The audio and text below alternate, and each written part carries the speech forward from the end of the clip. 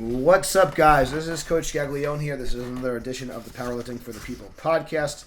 And this is another edition of our book series. So, part of the Powerlifting for the People trio or triad. I don't even remember what I'm calling it. The Holy Trinity. Whatever you call it. Sorry if I didn't mean to offend any of the religious folks out there, but you get what I'm saying.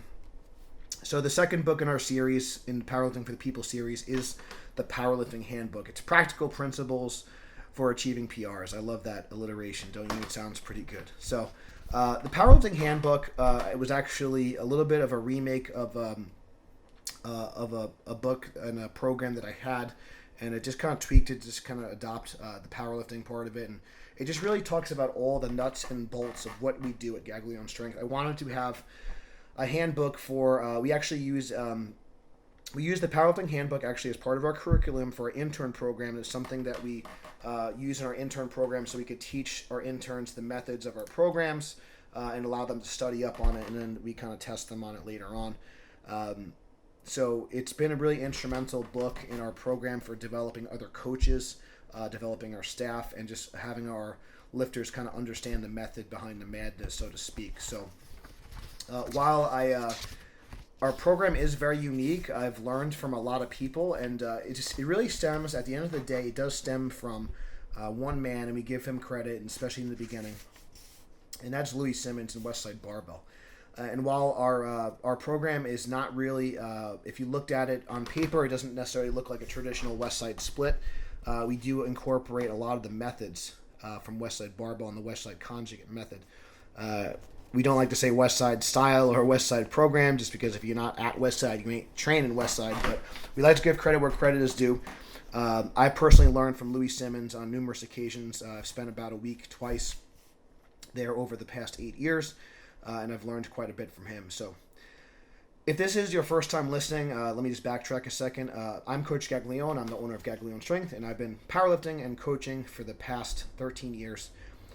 And so this kind of book is a big culmination of a lot of the methods and the kind of this is kind of the principles that we use when we create our programs and the methods that we have used to help over 70 lifters get nationally ranked, and over 5 lifters get ranked in the world. And obviously the most notorious would be the multiple world records of Larry Williams. Has used a lot of these programs and principles as well. So it's worked for all levels. I just like not to toot my own horn or anything like that. I just like to share with you guys that this stuff really does work, and it can work at the highest level.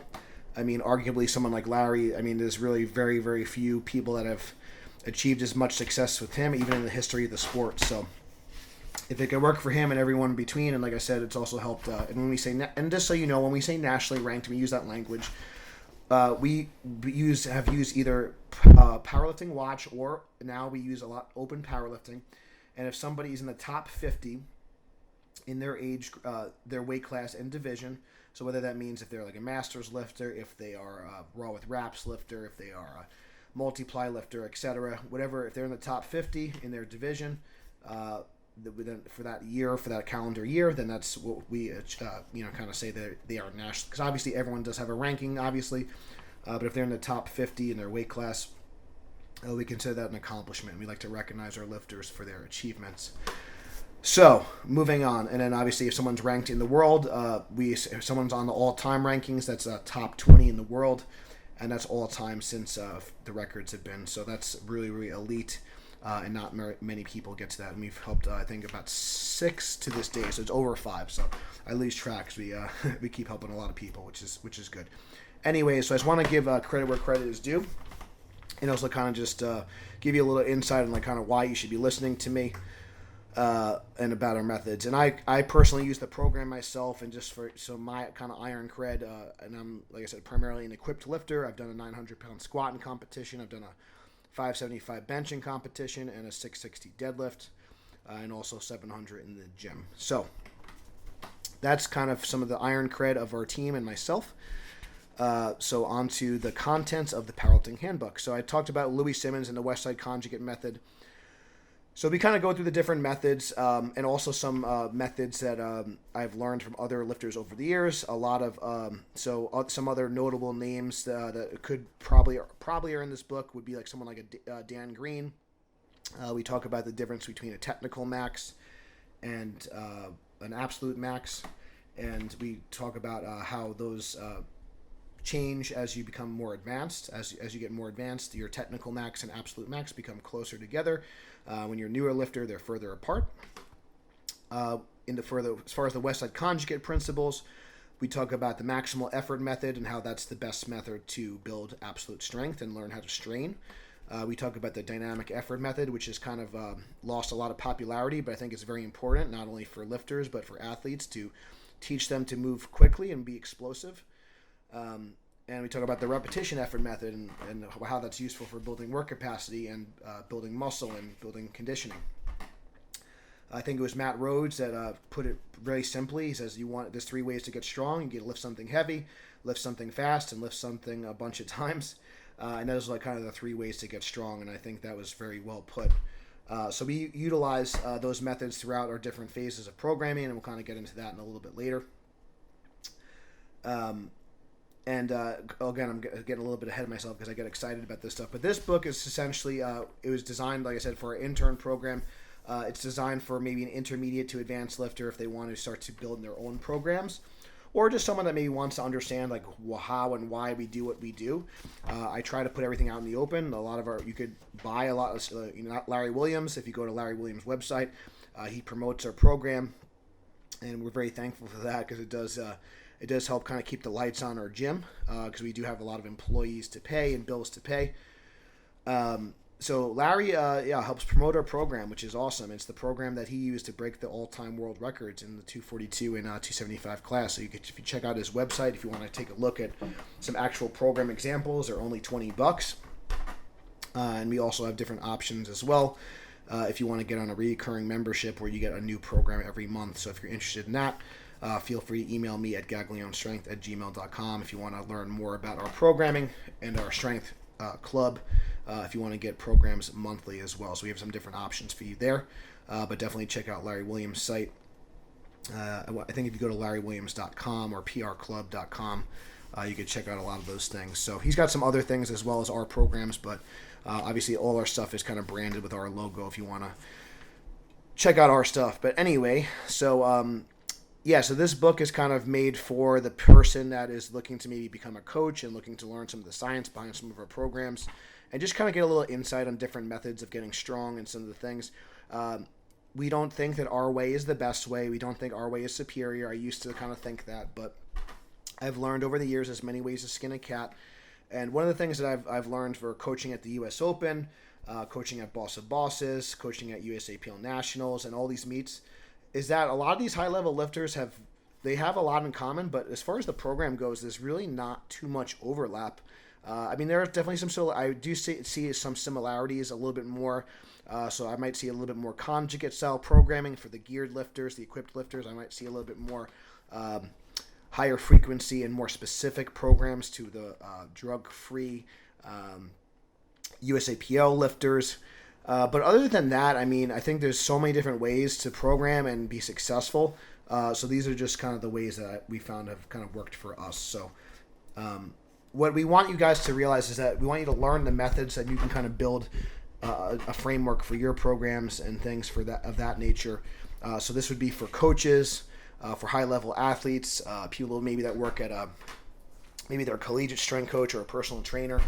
That's who this book is for. So I just wanted to kind of make sure we kind of lead with that. And if you're just interested in learning what we do, that's totally fine. So that's why we're putting this information out there. So this book is definitely not for everybody. It's only probably for a more select person. But I just wanted to kind of go through each book to explain that. So we went through some other principles that I like to talk about too, so that are maybe not as common. So one thing I love too is the concept of underloading. I learned this from Mark Bell and Jesse Burdick, but essentially you're going to take exercises that force you to use less weight. So like an extreme example of this would be like a snatch grip deadlift from a deficit, or like a high bar squat without a belt, a safety squat bar, pause squat without a belt, feet up, spoto pressing, it's going to be exercise that typically puts you in a mechanically disadvantaged position. An exercise is going to, give you not as much stability. So obviously, maybe taking the belt away and things like that, and also increased range of motion. So this is a great method for off season. Great method for if you need to take a break from loading your spine and things like that. So underloading is another great concept as well that we kind of go through in the book. Let's see here. We also kind of go through the different kind of terminology that we like to use, the primary exercise, supplemental exercise, accessory movements. So basically for us, primary exercises is going to be anything that's it's either going to be the competition lift or a lift that's maybe only one change away. So it could be a squat, it could be a squat with chains, could be the pause squat. It's usually only one change different from the competition exercise. And a supplemental exercise is typically what we call a secondary barbell movement.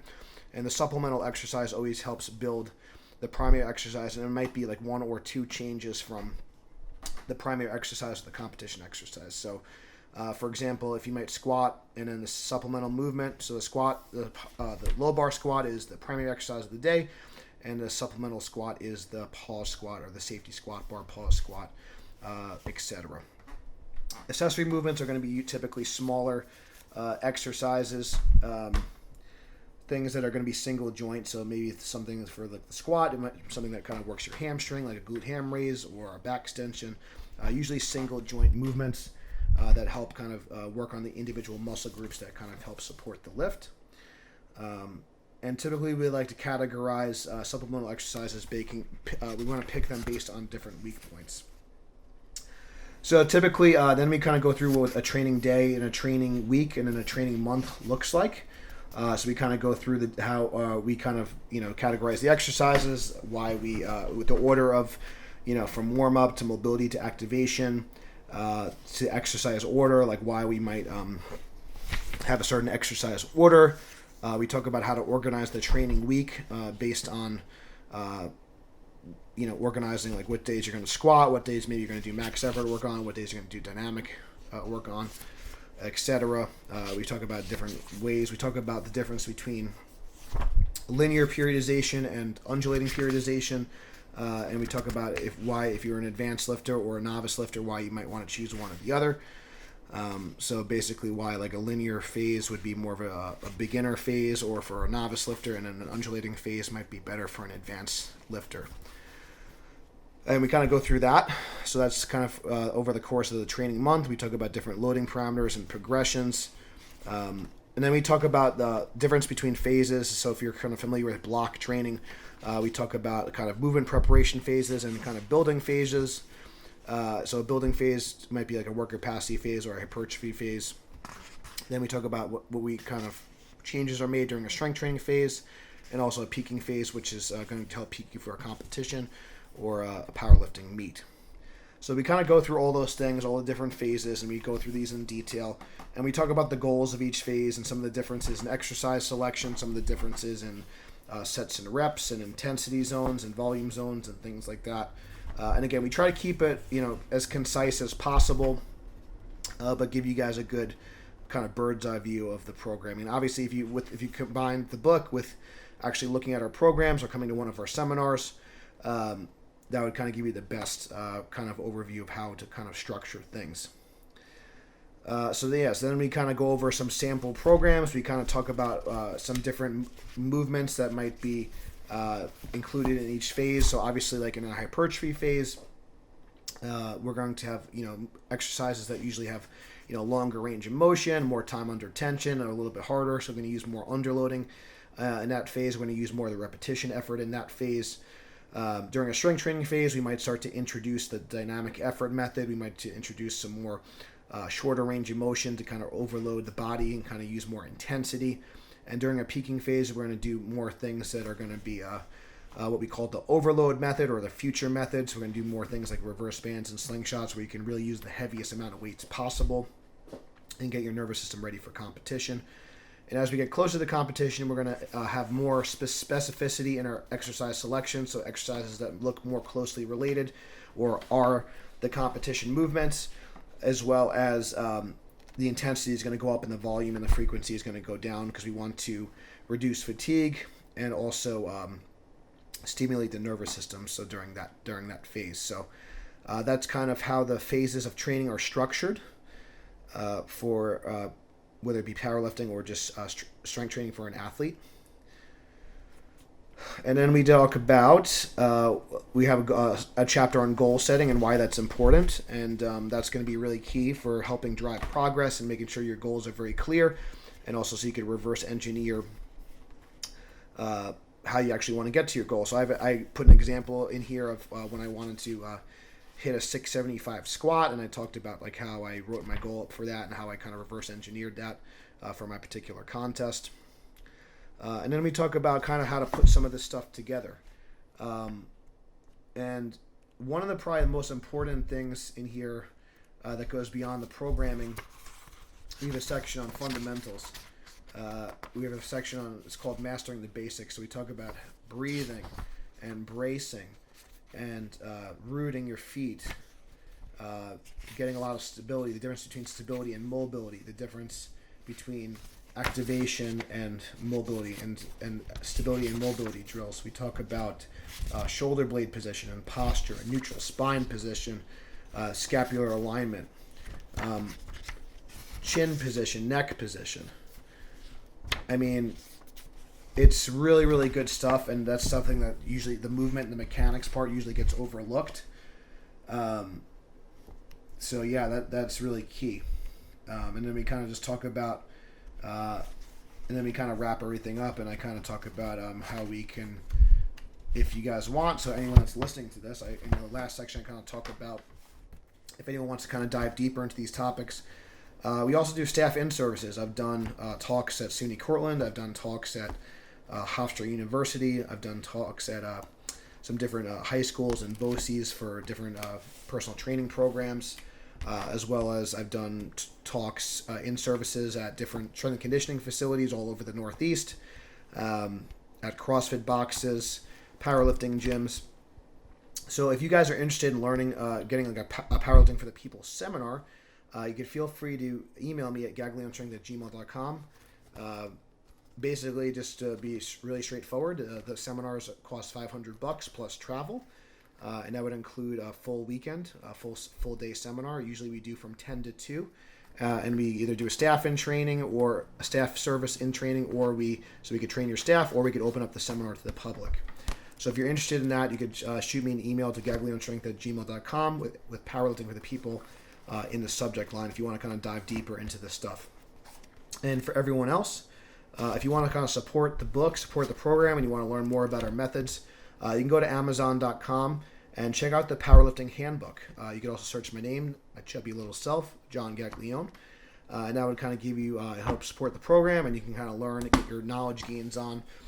If you're a coach, if you're an advanced lifter, or just someone that's interested in learning more about what we do and how we structure our programs. So I really appreciate you guys listening. Again, check out the links below if you want to support the program. Please give this podcast a 5-star review if you found it helpful. Thank you guys so much for listening. Until next time, stay strong, and we'll see you soon.